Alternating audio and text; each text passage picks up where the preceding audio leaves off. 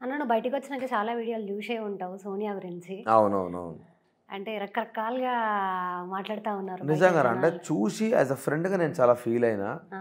And అంటే నువ్వు హౌస్‌లో సోనియా గురించి ఎట్లా మాట్లాడినావు ఏంది అనేది బయట వాళ్ళకి తెలుసు గాబట్టి, హ్మ్. అంటే సోనియా ఇట్లా ఉంది, ఇట్లా మాటలు మాట్లాడుతుందన్న సంగతి నీకు తెలవదు గాబట్టి హౌస్‌లో తెలవదు. అవును. ఉన్నప్పుడు. ఆబ్వియస్‌లీ తెలవదు. సో, బయటికొచ్చి జూషినాక నీకేమనిపించిందన్న సోనియా గురించి? అంటే ఏమోరా నాకు అది ఎట్లా రియాక్ట్ కావాలో కూడా నాకు అర్థం కాలేదు. ఫస్ట్ డే ఇంటర్వ్యూలు చేసినప్పుడు కూడా నాకు దాని ముందే కొన్ని వీడియోలు చూపిస్తే కొన్నిటికి నాకు అంటే వాటికి ఎట్లా రియాక్ట్ అవ్వాలో, రెస్పాండ్ అవ్వాలో కూడా నాకు అర్థం కాలే. హ్మ్. నేనే షాక్‌లోకెళ్ళిపోయినా. హ్మ్. ఇంత నెగెటివ్‌గా, ఇంత గలీజ్‌గా పోర్ట్రే అవుతుందని నేను భయపడ్డా. హ్మ్. కానీ ఆ వెరీ నెక్స్ట్ డే నేను వాళ్ళ హస్బెండ్‌ని కలిసిన. తను చేసుకోబోయే హస్బెండ్‌ని. ఎళ్లి కలిసిన తర్వాత తను ఎట్లుంది బ్రో లోపల ఎట్లుంది మొత్తం అంతా మాట్లాడిన తర్వాత తను చాలా కామ్ అండ్ కంపోజ్డ్‌గా ఉన్నాడు. ఓకే. నాకు ఎవ్వడు ప్రపంచం అంతా ఆమె గురించి నెగెటివ్ మాట్లాడినా, నాకు హ్మ్. తన మీద ఒక ఒపీనియన్ ఉంది. సో, మీరు టెన్షన్ పడకండి. లైట్ తీసుకోండి. నాకు తనేందో తెలుసు. ఎంత హానెస్టో తెలుసు. బట్ ఒక రకంగా ఎళ్తుంది. ఇంకా ఆ షోలో వాళ్ళు నెగెటివ్ చేయాలనుకుంటే చేస్తున్నారా ఏమో హ్మ్. నాకు హ్మ్. తెలీదు. హ్మ్. But I am with her అని చెప్పి అన్న తర్వాత ఇక చేసుకునే హస్బెండే అంత కామ్ కంపోజ్ ఉన్నప్పుడు మనకు ఎందుకు ఇంకా లైట్. ఎందుకంటే ఎండ్ ఆఫ్ ద డే మనం బయటకొచ్చినాక మన ఫ్యామిలీ హ్యాపీ ఉన్నారనుకో మనతోటి హ్మ్. చాలు. హ్మ్. సో, హ్మ్. వాళ్ళు హ్మ్. మంచిగున్నప్పుడు ఇంక నేను ఒక్క మాట కూడా మాట్లాడొద్దని వచ్చేసినా ఇగ. ఓకే. సో, ఆయనతో ఓకే. మాట్లాడిన తర్వాత కొంచెం రిలాక్స్ అయిపోయినా. సరే చిల్ అని. ఓకే. ఓకే. అంటే సూర్య మెంటాలిటీ ఒక్కొక్కసారి ఒక్కొక్కలాగా కనబడుతుందన్న జనాలకి. హ్మ్. ఆ! ఒక్కొక్కసారి ఒక్కొక్కలా మాట్లాడుతుంది.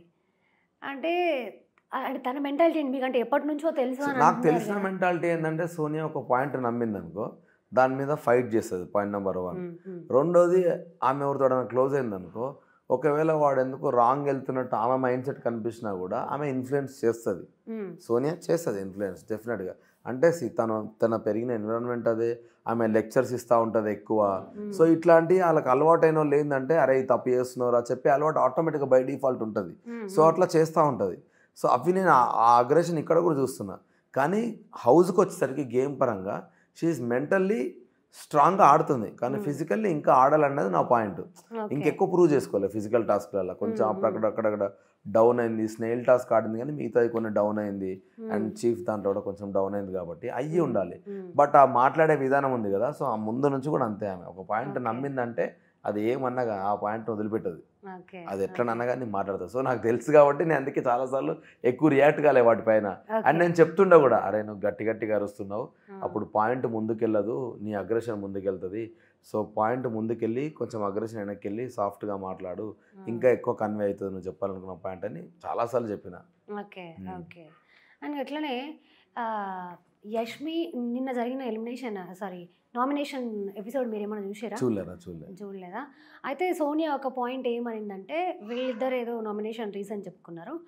సోనియా వచ్చేసి యష్మిని ఏమనిందంటే, "నువ్వు నిఖిల్‌ని, పృథ్వీని చూడ్డానికే సరిపోతున్నావు. నువ్వేం గేమ్ ఆడుతున్నావులే" అని చెప్పననింది. ఎవరు? ఓహ్! సోనియా ఆ! ఆ! యష్మిననింది. ఆ! యష్మి ఏమన్నది, "నువ్వు వాళ్ళిద్దరిని వెపన్స్‌లా యూజ్ చేసుకుంటున్నావు. నీకు గేమ్ ఆడడం చేత కావట్లేదు. ఆ! వాళ్ళని అడ్డు పెట్టుకొని నువ్వు గేమ్ ఆడుతున్నావు. నువ్వు నాకు చెప్పకు" అని చెప్పననింది. ఆ! అంటే ఇది విన్నాక మీకేమనిపించింది?